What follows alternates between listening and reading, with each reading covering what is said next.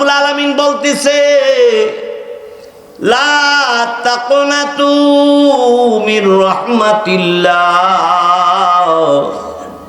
বান্দারে ও আমার বান্দিরে নিরাশ হইও না। তুমি মাওলা পাকের ডাক দিতে যদি পারো, মাওলা ডাকের জবাব দিয়া তোমার গুনাহ খাতা মাফ করব। আল্লাহ পাক কোরআনের আরেক জায়গায় বলেন উদউনি আস্তাজিব লাকুম, বান্দা বান্দি ও পুরুষ আর নারী তোমরা আল্লাহকে ডাকো, আমি আল্লাহ তোমাদের ডাকের জবাবটা সাথে সাথে দিয়ে দিব। এই ভাই, দুনিয়ার কোন দামি মানুষের সঙ্গে কথা বলতে গেলে টোকেন লাগে, লোক লাগে। আমার মাওলার সাথে কথা বলার জন্য টোকেন লাগে না। নবীর তরিকা মতো আল্লাহর বিধান পালন করতে দেরি, আল্লাহ কবুল করতে দেরি করে না। এই ভাই, রাতের 3টার দিকে চেয়ারম্যান সাহেবকে ডাকলে চেয়ারম্যান সাহেব রাগ হবে, বক্তারে ডাক দিলে বক্তাও রাগ হবে, ডাক্তারও রাগ হইয়া যায়। ও ভাই, আমার মাওলা আল্লাহ রব্বুল আলামিন রাত যত গভীর হয়, নবী বলেন আমার আল্লাহ প্রথম আসমানে আইসা আল্লাহ ডাইকা ডাইকা বলে আই বান্দা, কে কে গুনাহ করেছিস? আমি মাওলার কাছে বল, আমি মাওলা তোর গুনাহ খাতা এখনই মাফ করব। এই কার সন্তানের প্রয়োজন?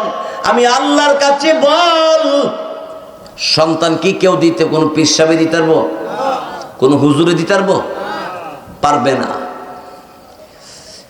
আই বান্দা, কার সন্তান লাগবে? আমি মাওলার কাছে বল। নামাজ নাই, রোজা নাই, হজ নাই, হারাম নাই, হালাল নাই, পাক নাই, পবিত্রতা নাই, কেমনে চলে কেমনে চললো তাও খেয়াল করে না, মন গড়া ভাবে জীবন চালাইতে আসি। ওইদিকে সন্তান হইতেছে না, চাইতেছি গিয়া মাজারে, চাইতেছি গিয়া ল্যাংটা জড়া পীরওয়ালার কাছে। জড়া পীর, যেই লোকটা নামাজ পড়ে না, যেই লোকটা পাক পবিত্র থাকে না, যেই লোকটা শিরিক গুনার সাথে জড়িত, এই লোকটা আল্লাহর নাফরমান বান্দা। এই জন্য আমার ভাইয়েরা, বন্ধুর আমার, শিরিক মুক্ত ঈমান, বেদাত মুক্ত আমল, গুনাহ মুক্ত জীবন আপনাকে আমাকে সাজাইতে হবে। চানমুনিপাড়া আমার যুবক ভাইয়েরা, হক্কানি আলিম ওলামাদেরকে নিয়া এই সুন্দর মাহফিল উপহার আপনাদেরকে দিলেন। আর রাত গভীর হয়ে গেছে, আপনারা বয়ান এখনো শুনতেছেন। ও ভাই, আল্লাহ পাক রব্বুল আলামিনের দরবারে মাপ চাইলে চাওয়ার মতো আল্লাহ মাপ দিয়া দিব। একদিনের গুনাহ না, জীবনে যত গুনাহ হয়ে গেছে, তওবায়ে নাসুহা, খাঁটি তওবা করতে পারলে আল্লাহ তাআলা সব গুনাহ একসাথে মাফ করিয়া দিবে। এটা আমার কথা না, কোরআন শরীফ আল্লাহ বলেছেন ইন্নাল্লাহা ইয়াগফিরুয যুনুবা জামিআ, ইন্নাল্লাহা ইয়াগফিরুয যুনুবা জামিআ। বান্দা, গুনাহ করেছ, নিরাশ হইও না। আমি মাওলাকে ডাকো, আমি মাওলা, আমি আল্লাহ তোমার সব গুনাহ খাতা মাফ করিয়া দিব। আরো জোরে বলি সুবহানাল্লাহ। আর একটা হাদিস পড়ছিলাম, হাদিসের মধ্যে রাসূল বলেন ক্বালান নাবিয়্যু সাল্লাল্লাহু আলাইহি ওয়াসাল্লাম আত-তাইবু মিনাজ যামবি কামান লা যামবা লাহু।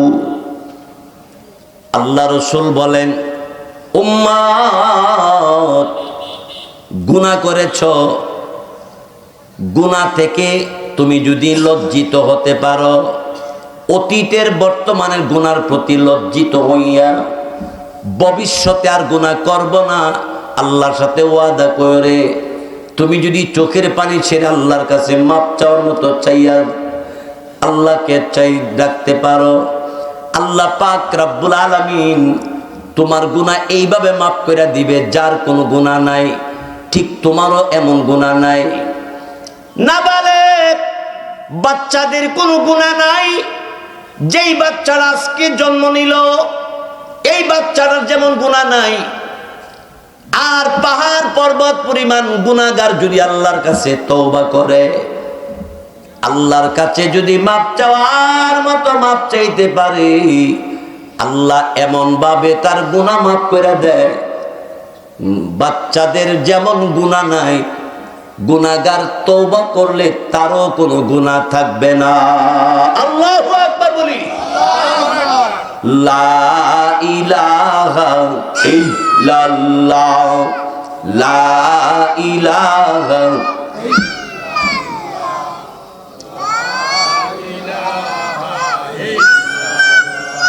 লা ইলাহা ইল্লাল্লাহ,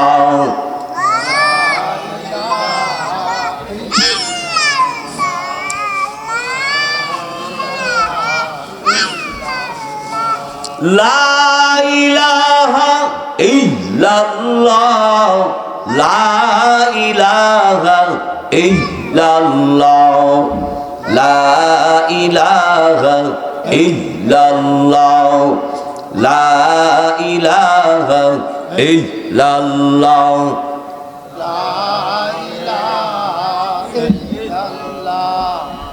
লা ইলাহা ইল্লাল্লাহ, লা ইলাহা ইল্লাল্লাহু মুহাম্মাদুর রাসূলুল্লাহ সাল্লাল্লাহু আলাইহি ওয়াসাল্লাম। ভাই, আমাদের গুনাহ আছে না নাই? কম না বেশি? হিসাবই নাই, হিসাব ছাড়া গুনাহ। কিন্তু আল্লাহ তাআলা ঘোষণা দিছে, হিসাব ছাড়া গুনাহ আমি আল্লাহ তোমাকে মাফ করব, তুমি যদি আমি আল্লাহর কাছে মাপ চাওয়ার মতো তুমি মাপ চাইতে পারো। এই জন্য সবক দিয়ে গেলাম, সকাল সন্ধ্যা আমরা 6 তাসবিহ পাঠ করব। কয় তাসবিহ? 6 তাসবিহ। প্রতি তাসবিহ আদায় করার দ্বারা সদকা করার সওয়াব আল্লাহ তাআলা দান করবে। বলেন সুবহানাল্লাহ। 100 বার বলেন আলহামদুলিল্লাহ। 2 100 বার।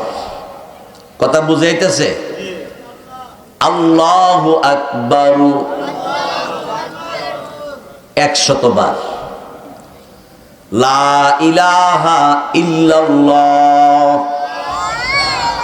100 বার। তারপরে আস্তাগফিরুল্লাহ 100 বার। সাল্লাল্লাহু আলাইহি ওয়াসাল্লাম 100 বার। এই হলো 6 তাসবিহ। ফজরের পরে পড়ব, আবার মাগরিবের নামাজের পরে সাষ্টলে বৈশা গীবত বদনাম, একে অপরের কুটুক্তি, একে অপরে কিভাবে ধরব, কিভাবে কারে কেমনে ঠগাইব, এই নিয়ম বোধহয় সরাইল নাই। গীবত মানে গিয়ের বাত হয়ে গেছে না, খালি কার বদনাম কেমনে করব, ঠিক না? আরে নিজে লাভ করতে গেলে আরেকজনের যদি ক্ষতি হয় এই লাভ তোর লাভ না, এটা তো আর নিজের ক্ষতি। ঠিক কিনা জোরে কর। এরপরে হিংসা আছে না নাই? কম না বেশি? এক ভাই আরেক ভাইয়ের, এক বাড়ি আরেক বাড়ির হিংসার বাজার হয়ে গেছে। আল্লাহ আমাদেরকে হেদায়েত দান করুক, বলেন আমিন। আরো জোরে বলেন আমিন।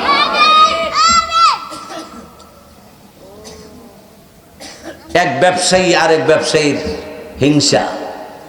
আমি ছোট্ট একটা কিচ্ছা শোনাই, এটা কোরআন হাদিস না, বুঝবার জন্য। এক কাঠুরি কাঠ কাইটটা বাজারও বিক্রি কইরা সংসার চালায়। তো জোয়ান কাল শেষ হয়ে গেছে, বৃদ্ধ হয়ে গেছে। তো জঙ্গলে গেছে কাঠ কাটতে। এক দানব কাঠুরি রে ডাইকা ক, কাঠুরি বয়স তো হয়ে গেছে, এখন আর জানে কোলায় না।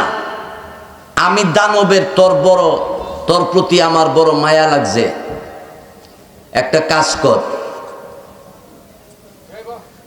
তুই আমার কাছ থেকে দুইটা ছোট্ট ছোট্ট দুইটা পাথর দিয়া দেই, বেশি বড় না, হালকা ছোট দুইটা পাথর আমি দিয়া দেই, বাড়িতে লইয়া যা।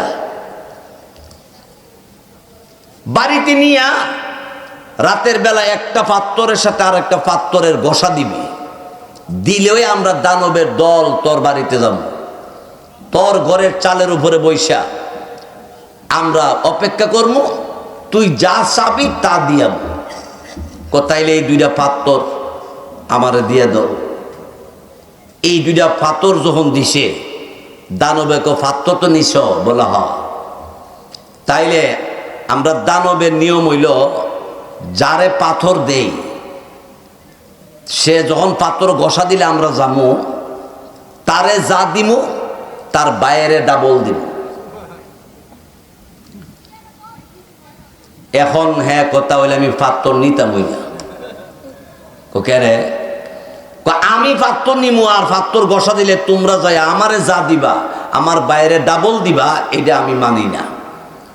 দানবে ক, পাথর হাতে নেওয়ার পরে সাথে সাথে ফেরত দিলে তোরে শহর একা দিব। আই পড়ছে তো পুরা ফান্দে। তখন কি করা? নিয়েই যাই।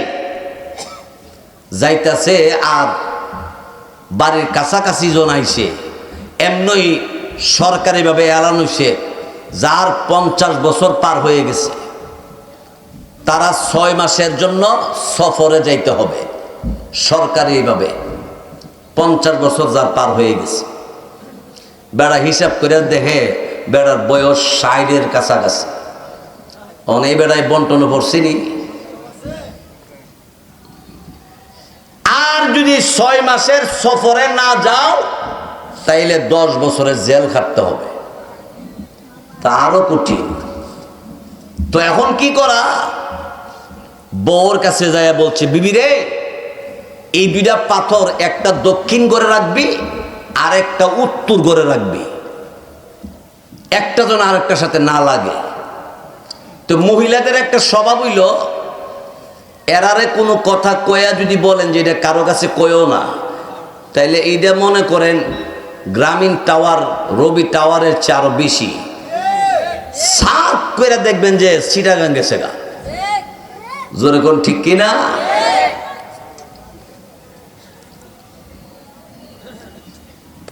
তো কাঠুরি বউরে ডাক দিয়া কো, বিবি রে, আমি তো সফরও যাইতেছি, 6 মাস পরে আমু, পাত্তর যেন একটা সাথে আর একটা না লাগে। মহিলা জামাইরে বিদায় করে দিয়া রাত্রেবেলা খাওয়া দাওয়া কইরা দুইটা পাত্তরা এক কানো করছে, গসা লাগা মাত্রই দানব তো আয়া বসছে। দিরিম দিরিম করে যখন সালের মধ্যে নামছে, কে? আমার জামাই বাড়িতে নাই। জামাই বাড়ি থাকুক বা না থাকুক সেটা হবে পরে, ফাত্তর ঘষা দিছত লাগবো কি কো আগে। মহিলা আবার চিন্তা করলো জামাইও বাইত না, আর কি লাগবো আমার কইতাছি দিব, লাল টিনের বাঙ্গাসোরা ঘর, এলে ঘরটাই চাই। আমার ঘর ভাঙ্গাচোরা, এটা মজবুত করে সুন্দর করে কাট করি, ভালো একটা ঘর যেন বানাইতাম পারি এমন পরিমাণ